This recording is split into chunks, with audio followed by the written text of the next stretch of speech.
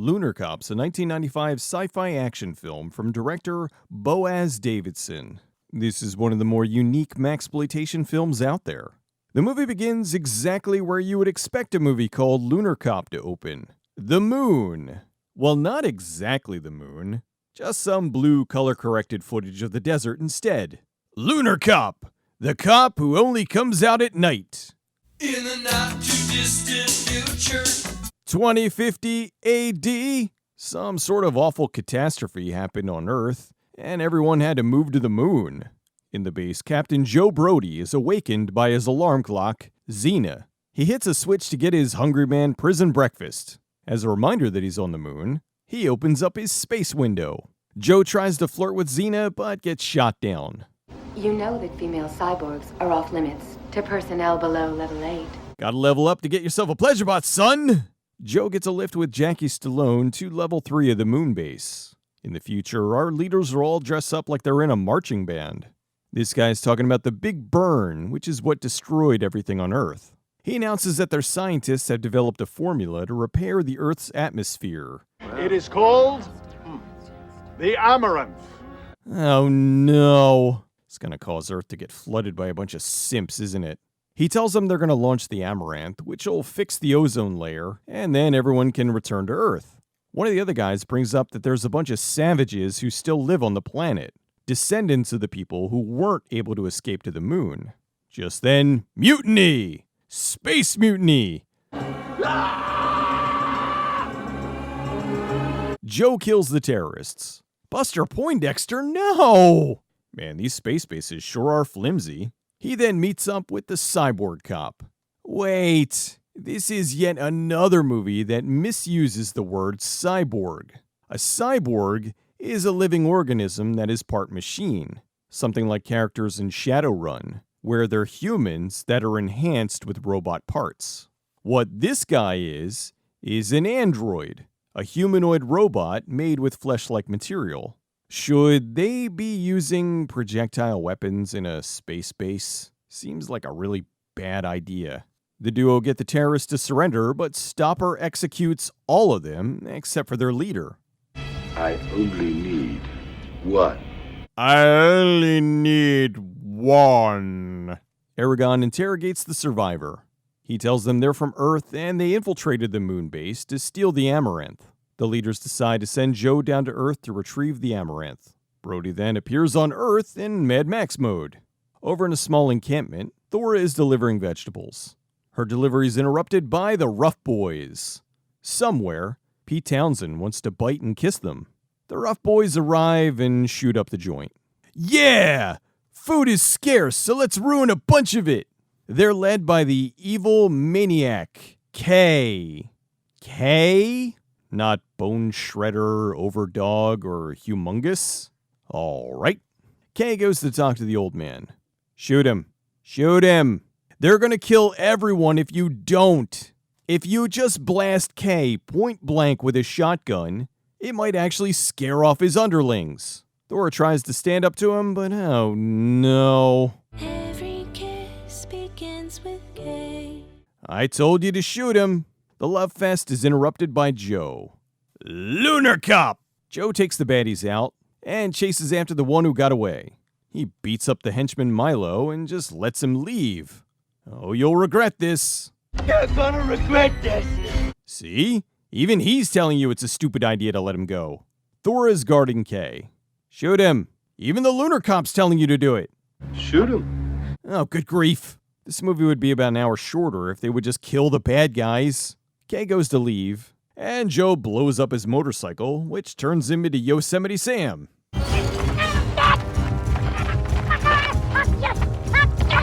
Thor's walking home, and Joe offers to give her a lift. A short time later, they arrive. They seem to be growing a lot of food in this infertile Earth. Thora rewards his kindness with a water shower. For some reason, a bunch of kids watch. Tee! Muscle Man has a penis! Thora introduces him to her father, Pent, and the security leader, Lane. Thora convinces him to stay for dinner. Over at the casting session for Stone Cold, Kay is nursing his wounds with a girl who won't stop kissing his head. Kay tells Milo to kidnap Thora. Lane doesn't trust Joe. Part of the way through dinner, the bad guys show up.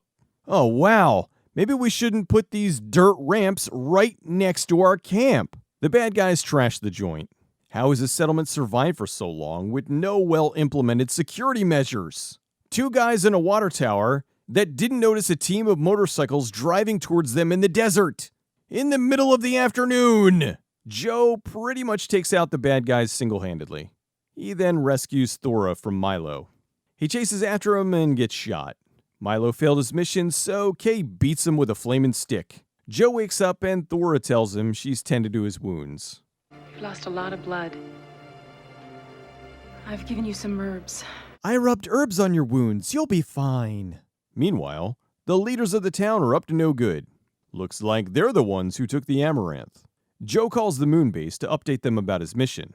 Besides a couple of biker bandits, it's really tame down here. Despite being in numerous fights and getting shot, he's surprised at how peaceful it is down here. Joe goes to talk to Lane. He's setting up mines to blow up any future invaders. I got a better idea. Get rid of the ramps. This music is not what you would expect for a post-apocalyptic film. Hi, Joe. Martha? Joe and Thora bond over his gunshot wound. The next day, Randy kicks a ball right into the minefield. I don't know, maybe they should have warned the kids not to play over there. I didn't think the children would come out here to play. That could have been one of the stupidest assumptions ever made. So Randy's trapped. Joe then looks for the mines and finds a path to save him. Joe then picks up Randy and takes him out of the minefield. Okay, that didn't happen. He gets close and throws Randy to safety. Since Lane is a giant idiot, Joe punches him. Oh, I deserve that. Since he saved Randy, Lane tells Joe that they're now bros. This leads to what else? A montage! Joe's teaching them how to defend themselves from the raiders. They have so much food that they can just waste it on weapons training. Just in time, too. Here come the Rough Boys. The Rough Boys want Kay and Joe to fight. Joe tells them to meet him in half an hour. You know, guys, if they launched a few of those watermelon nail bombs at the group, all their problems would be solved.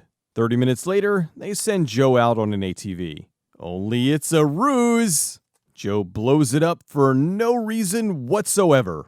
Why not wait until it's closer so you can take a few of the bad guys out with it? Or how about they start sniping them out from a distance instead of cheering on a non-existent victory? Instead, the full gang is coming to attack the base.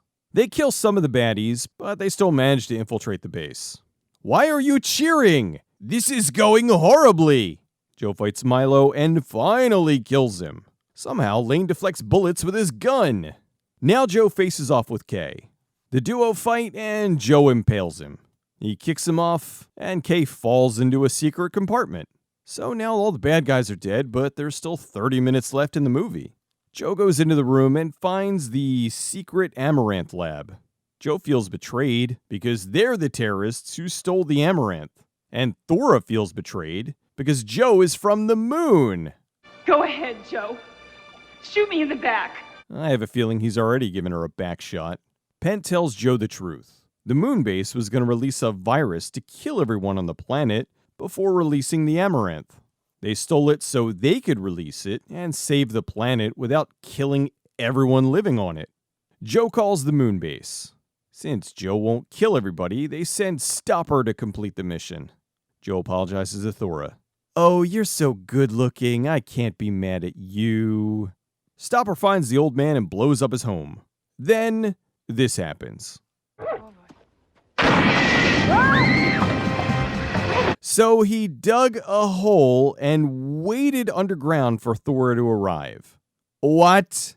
He lets Randy go to inform Joe. Joe shows up and trades the Amaranth for Thora. Although the Amaranth is really a bomb, a pretty weak bomb, Stopper chases them through the desert. Joe leads them to a giant cliff and...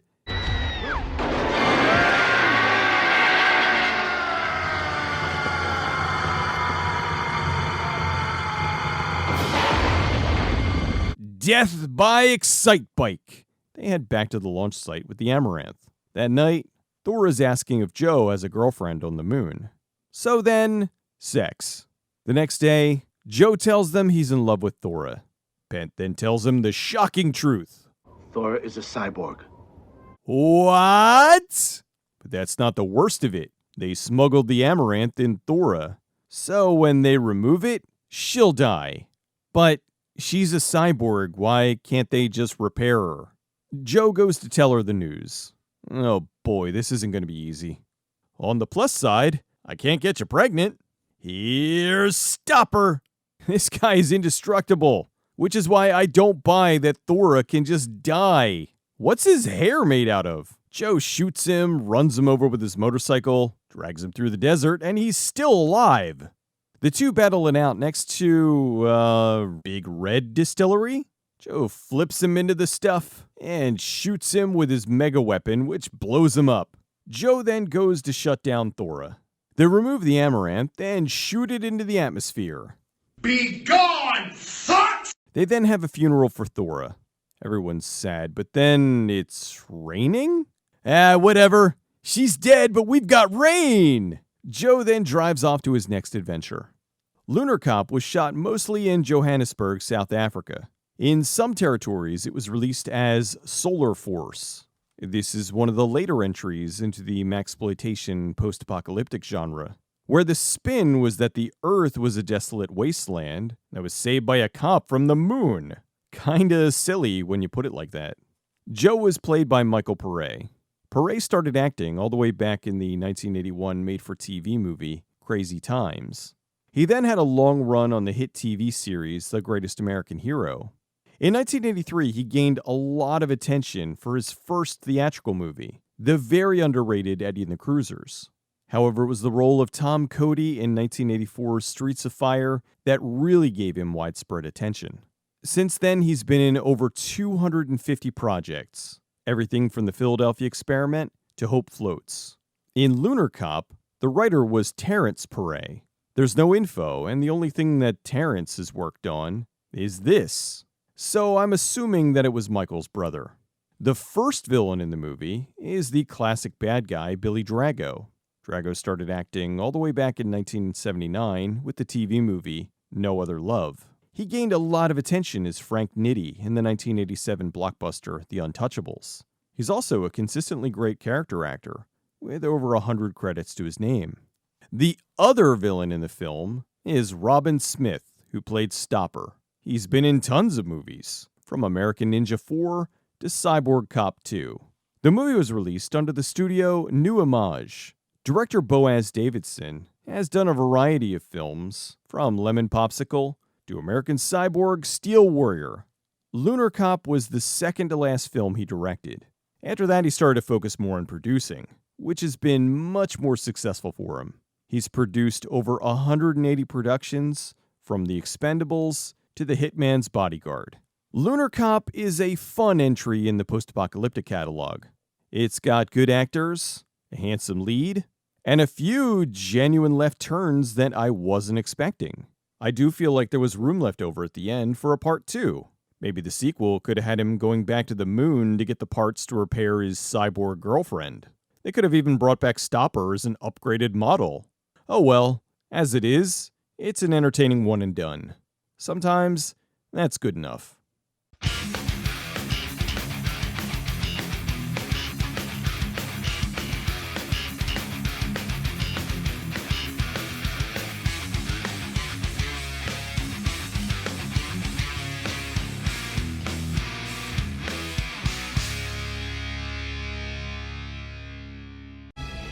I only need one.